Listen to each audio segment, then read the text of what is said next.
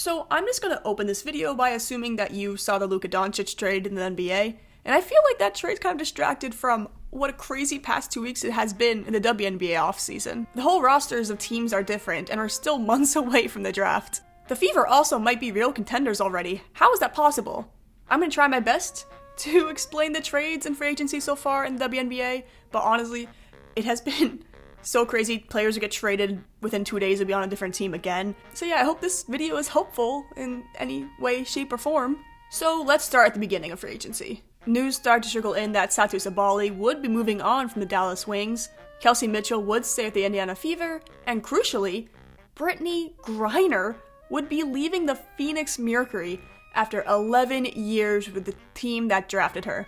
Yeah, I'm gonna bet that Taurasi is retiring based off this news. And all the things I mentioned are pretty significant developments, but that was just the start. For the first time in WNBA history, 2 former number 1 overall picks were sent packing. The Seattle Storm are sending Jewell Loyd to the Las Vegas Aces in a blockbuster 3-team trade that moves Kelsey Plum to the LA Sparks. That's according to ESPN.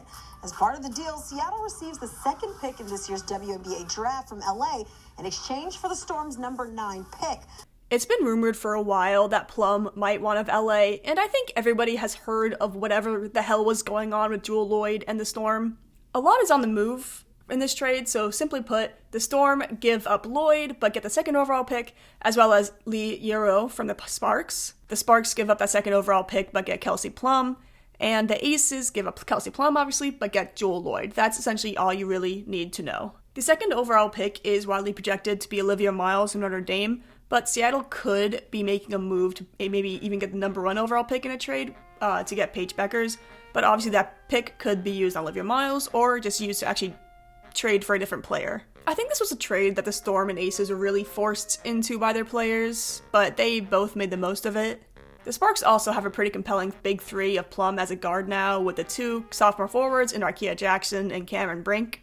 While losing Plum is going to hurt, Loyd is also a world-class point guard, and they both have, there's some differences in their games, but they both like just not pass their teammates at all, so there you go. Given the roster shakeup this trade had immediately, it was fair to say that this would set the tone for the entire free agency. So, the first few days of signings, starting with Brittney Griner.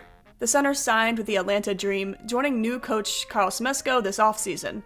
And you could chalk this to, oh, Griner's a star and wants to initially have 1 year so she can make sure the team's on the right track, she's just getting older and she has leverage too, but there's actually a lot more going on here. The collective bargaining agreement between the players and the league ends in 2025, and given the surge in popularity in the league and thus the revenue, salaries will skyrocket. Next free agency, you'll be seeing women's basketball salaries we have never seen before. The Atlanta Dream were not done though and signed Brianna Jones from the Connecticut Sun. Just so you know, the Sun losing players is going to be a trend in this video. So Atlanta has a pretty good roster so far this offseason. You have Alicia Gray, Ryan Howard, Haley Jones, and now Brittney Griner and Brianna Jones. Something else interesting is that they signed British guard Holly Winterburn to a training camp contract. The 24-year-old played for the Oregon Ducks in college, and she continues to dominate for Beşiktaş in Turkey, so it'll be interesting to see if she makes the roster. Another side note, Onyeka Ogwumike announced that she was resigning with Seattle Storm, and it created this cute moment on ESPN. Wait, hold on, Elle. I just got a text from my big sis. My answer just got personal when it comes to winners of, free agency. Uh-oh. She wants me to break the news. Oh, wait. So, I'm gonna do it. Okay. 9-time WNBA All-Star, WNBA champion, and president of the Players Association, Onyeka Ogwumike, is re-signing with the Seattle Storm. This is huge. Congratulations to my big sis. Shout out to watching live and texting me live. The Fever started to get hot by opening a bank account to sign 3-time WNBA champion Natasha Howard from the Wings to a 1-year deal to give Caitlin Clark a huge help inside the paint, alongside Aaliyah Boston. Howard returns to the team that drafted her. The Fever were not done though, as they opened their wallets further to sign DeWanna Bonner from the Sun. You know, the 37-year-old 6-time All-Star and 2-time champion. So the current lineup is Clark, Kelsey Mitchell, DeWanna Bonner, Natasha Howard, and Boston. This might be the fastest rebuild I've ever seen. They signed who? This might be the Aces' downfall. Oh my god, not the face of the league. Look, the Aces losing Colson to the Fever isn't great, but they still have talent. It's just going to look different. They just signed Elizabeth Kitley to her rookie deal. They drafted her last year, but she was out with the torn ACL. Oh my god, they just lost Alicia Clark and Tiffany Hayes. They may be cooked. No bench players in sight. Next came a series of trades between 4 teams that ended up being officially labeled as a 4-team trade. Technically, there's another team involved in there, which I'll get into in a second. But for simplicity, I'm just going to give you the overall results of the trade. It was a multi-day 4-team trade between the Phoenix Mercury, Dallas Wings, Connecticut Sun, and Indiana Fever, but also the Chicago Sky are somehow involved. Essentially, the Phoenix Mercury saw that Griner was leaving and are probably losing Diana Taurasi, and they just decided to bring in 2 of the better players in the WNBA. First, the Mercury acquired 5-time All-Star Alyssa Thomas from the Sun. This is crazy on its own because Thomas had been with Connecticut for 10 years. Phoenix didn't stop there though, acquiring German superstar Satou Sabally from the Wings. Sabally will be joining Alyssa Thomas in the desert. At 26 years old, it's clear that the Mercury are probably banking on Satou Sabally being the face of the franchise for the future. And I mean, fair? I think it's pretty obvious that Satou wanted to join her sister Niara in New York, but New York just couldn't give up the players they had to acquire Satou. In order for a Sabally move, they probably would have had to give up Leonie Fibich, and from a personnel standpoint, it didn't make sense, especially since they are losing Vandersloot to free agency. Phoenix also gets 6'7" center Connie Brown from Dallas and the rights to Turkish guard Sevgi Uzun. In losing Sabally and some other players, Dallas comes away with Nalissa Smith from the Indiana Fever and DeJohnai Carrington from the Sun. Carrington is now a Wings player. That's right, the Sun are just giving away their talent. Dallas also got a lot of pick swaps from the draft, Micah Herbert Harrington from Phoenix, and importantly, Tyasha Harris from Connecticut. Another Connecticut starter down. You might be looking at this and wondering, oh my god, what did the Sun get from this monster trade where they give up so many of their good players? Nothing!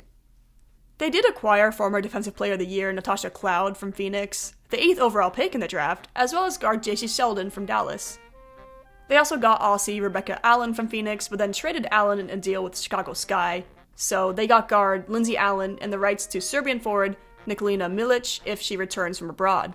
Look, I'm not a GM, but I feel like you should get more out of your 2 best players than Cloud and some role players. So, what did the Fever get out of this monstrosity, you ask? Well, I'm so sad you did ask. They get Jaylen Brown, the 19th overall pick, and, Magger Barbie Sophie Cunningham.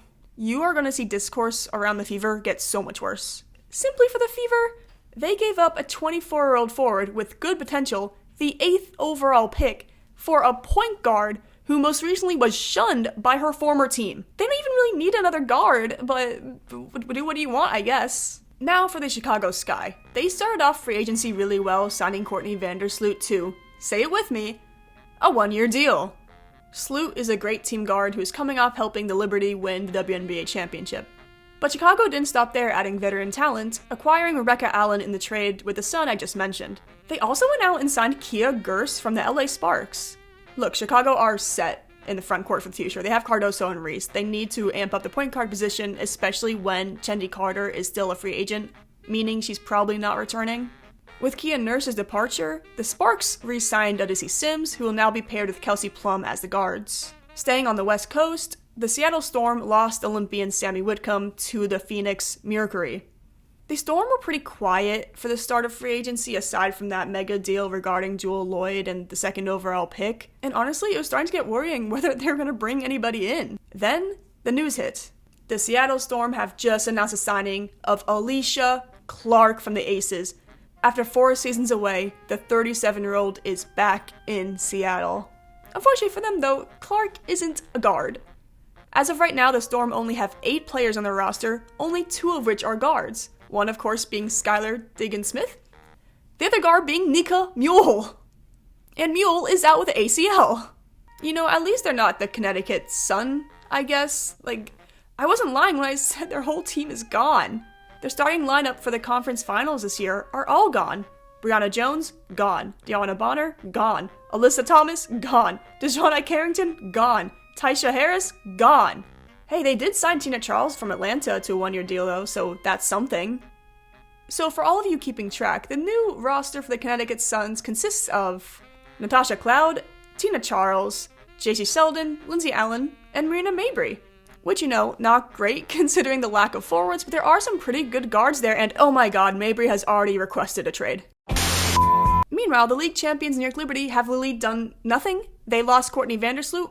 That's kind of it. They do have the 7th overall pick in the draft, so maybe we'll see some more roster shakeup as that gets closer. Look, it makes sense why New York hasn't done anything, but the same cannot be said about the Washington Mystics. And they are a team that should do something. They did sign fan favorite Emily Engster to a training camp contract, but that's literally it.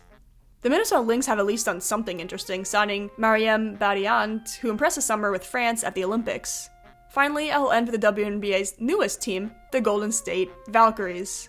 Since they are an expansion team, any signing is going to be good since they just need players, especially also their draft pick's pretty low. It's only the 5th pick when probably they think they should have a higher pick. They were pretty quiet at the start of free agency, sort of leaning more towards players abroad than WNBA free agents. But then, remember how I said how Tiffany Hayes was leaving the Aces? Yup. At least these two are reunited. We're as great as we can be. Yeah. Hey. Thanks for watching. This is my first WNBA video, so if you have any suggestions, please let me know for the future.